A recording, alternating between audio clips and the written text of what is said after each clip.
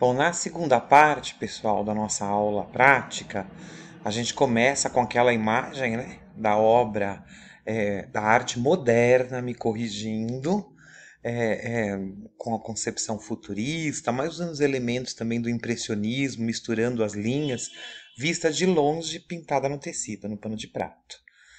É muito importante a gente ter a perspectiva dela vista de perto, para vocês verem, né? Vou puxar aqui ela de mais de perto, tá vendo como começam a aparecer, né? Os pequenos defeitos que eu falei para vocês. Claro que aqui ainda tem um acabamento de sombreamento, né? Que nós faríamos depois na segunda aula, mas a gente percebe que a pintura não é tão exata como a gente já percebe na questão do bully, da cena do bully, que já é uma outra obra, tá bem? Ela fica com um acabamento bem mais detalhado, por conta mesmo da questão da pintura clássica, da técnica de pintura e daí por diante. Relembrando que vocês podem buscar inúmeros vídeos na internet que complementem, que trabalhem o momento assíncrono e usem a ubiquidade, ou seja, a gente aprende em vários lugares ao mesmo tempo. Tá bem? Então, com tutoriais, com revistas de pintura. No YouTube há muito material sobre isso e em outros canais também vocês podem encontrar, inclusive nas redes sociais. Existem grupos de pintura, tá bem? Pintura é uma questão de prática e persistência, assim como o desenho, né? Para a gente sair do desenho de cópia, passar para o desenho de observação e logo em seguida, então, para o desenho de memória. Um outro elemento importante da prática é vocês prepararem os materiais, tanto os clareadores como as tintas. Lembrando que há a possibilidade da mistura da paleta de cores. Então, o que é uma paleta de cores? É aquilo que o artista compõe, né, o seu rol de misturas, para que forme, então, as suas opções de cores. Olha, aqui eu peguei um vídeo que mostra as cores primárias, né, o amarelo, o azul e o vermelho, e depois esse professor ensina a mistura das cores. Tá bem? É claro, por exemplo, se eu misturar o azul com o amarelo, eu tenho verde, né? E olha lá, mesma coisa, o amarelo com o vermelho, laranja, o vermelho com o azul, violeta. E além das cores secundárias, que com a mistura você consegue as terciárias. Para além disso, existem as cores frias e as cores quentes. Eu mostrarei o link do vídeo para vocês, até para dar um crédito ao professor, mas aqui tem uma tabela que vocês podem ir pausando os vídeos, ou mesmo numa pesquisa do Google, e encontrar cores primárias, secundárias, terciárias, cores análogas, frias, quentes, complementares, tá bem? E criar uma paleta a partir das cores primárias, então. Tá bem? A única cor que a gente não consegue formar é o branco. O branco vem de um pigmento, a cor branca não luz, né? A cor luz sim. A cor tinta, né? A cor pigmento branca, ela é extraída de um material específico, então a gente precisa comprar. Por isso que na lista de material eu pedi para vocês. Então aqui está a lista de material, é importante a gente relembrar, né? O pano de prato, uma ou duas peças. Ai, professor, eu não tenho pano de prato. Trabalhe com o tecido que você tem em casa, mesmo a gente falou em aula hoje da possibilidade de pintar direto na folha sulfite com lápis de cor, mas seguindo então aquilo que a gente viu na aula teórica a respeito do cubismo, tá? Nossa primeira aproximação. Ah, eu não quero pintar cubismo. Reveja na aula teórica o que eu dei de opção sobre a steel art, ou futurismo, ou fauvismo, tá bem? Porque na próxima aula nós teremos então já o artista o Cândido Portinari, um artista brasileiro, trabalhando dentro desse movimento da arte moderna, tá bem?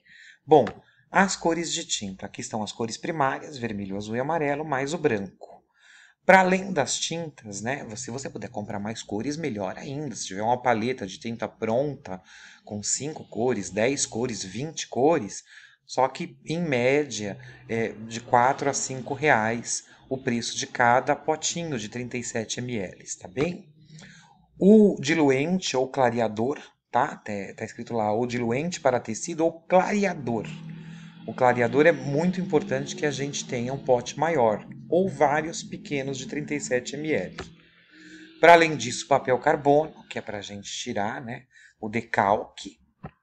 O conjunto de pincéis, aqui eu trouxe um pincel chanfrado e um pincel de ponta fina, redondo, mas vocês podem aproveitar o que tem em casa, tá? É claro, quanto mais pincéis eu tiver, mais as minhas opções de utilização na hora da pintura, tá? Mas é uma questão de investimento também, não precisa, com dois eu consigo fazer. A placa de pintura para tecido, a placa vocês podem procurar em marcenarias, né? Marcenarias, essas de bairro, eles sempre têm sobra, né? De placa de MDF. E aí eles conseguem para vocês. Às vezes nem cobram uma caixinha, algo que você ofereça ali como um valor simbólico para aquisição. Há também, é claro, a venda na internet de placas de MDF para pintura. Aí tem em torno de 30, 40, 50 reais. Eu consegui direto na marcenaria. E os moldes, né? Que são os moldes para vocês utilizarem. Em relação aos moldes, eu vou colocar o link lá no nosso grupo, tá? Eu já copiei o link, é só vocês clicarem. Eu vou deixar bem claro lá, link para molde. E aí eu trouxe algumas artes aqui para vocês escolherem. Precisa imprimir, tá? Ou desenhar direto com o lápis, né? O desenho de observação. Você olha o desenho na tela e faz o desenho no pano de prato. Alguns são possíveis de serem feitos, tá? Outros são mais complexos, enfim, depende da habilidade de cada um de nós. Aqui está o abapuru, né? Quem quiser compor um pano de prato com uma releitura, homenageando Tarsila com abapuru, eu acho muito importante, né? Que a gente traga os nossos artistas para esse momento do curso, tá bem? Aí nós temos steel art, pode ver que são cajus, né? Natureza morta ou natureza parada. Uma pintura muito fácil, porque você vai trabalhar com duas cores no caju, duas cores na castanha e duas tonalidades de verde nas folhas, tá bem? Para fazer um sombreamento e daí por diante. Uma cesta de maçãs, também steel art. Tá? Aí nós temos a Cuca, mais uma vez, Tarsila do Amaral. Aí uma pintura um pouco mais complexa, com mais elementos, mas também lindíssima, né? Do ponto de vista. Uma outra obra, né, aí, cubista, com certeza, já trabalhando bastante com as formas geométricas. Outra obra cubista, trabalhando com os gatos, né? Maravilhosa, gosto bastante. Aí uma pintura bem complexa, eu fiz questão de trazer para vocês algo complexo também para ter como opção. Mais uma obra de steel art, essa pintura fica lindíssima no pano de prato, né? Os legumes. Aí nós temos cenouras, abobrinha, abóbora, chuchu. Fica bem interessante, tá bem de pintar. Mais uma obra bem, né, moderna, de arte moderna para a gente trabalhar aí com a dama. Aqui é uma obra futurista, o farol. É um farol diferente daquele que a gente viu na aula, mas trabalha bastante o movimento do vento, né? Esse movimento ondulado das coisas passando, do tempo passando, né? É isso que a gente vê aí em relação ao futurismo. Esse pato também acho interessantíssimo. Aqui tem, olha, tá vendo? Bem cubista, né? Bem geométrico, a mesma coisa o pavão, né? O peru. Aí uma obra cubista bem analítica, né? Ou para a gente poder observar bastante quem são essas pessoas, né? Quem são essas personagens, daí por diante. Steel art novamente. E por fim, uma outra obra cubista, futurista, mais ligada à arte moderna, da Lua, da Tarsila do Amaral. Tá? Essas são as opções que eu trouxe para vocês, que eu vou compartilhar lá, que eu vou deixar bem claro o link dos moldes para que vocês possam baixar, imprimir, para poder decalcar, né? Da folha sulfite. Dá para fazer com desenho de memória e dá para fazer com desenho de observação, ou seja, olhar a tela e ir direto no tecido e fazer o desenho. Só retomando rapidinho, eu esqueci da referência a Lazar Segal, tá? Um dos grandes artistas que participaram da Semana de 22 e um dos grandes modernistas desse país. Bom, gente, isso posto, mesa preparada, tinta, copo com água, pano, né?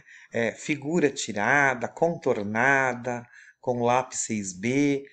mãos à obra, tá? Pintem sem medo, pintem com prazer, explorando bastante as técnicas de pintura, porque vale a pena. Agora, a mensagem mais importante de todas para quem vai praticar. A gente aprende fazendo, né? Do it yourself. Faça você mesmo. E do it with others também, faça com os outros. É muito importante. Então, não tenham medo de explorar. Ah, manchei o tecido. Termina a pintura, faz um retoque.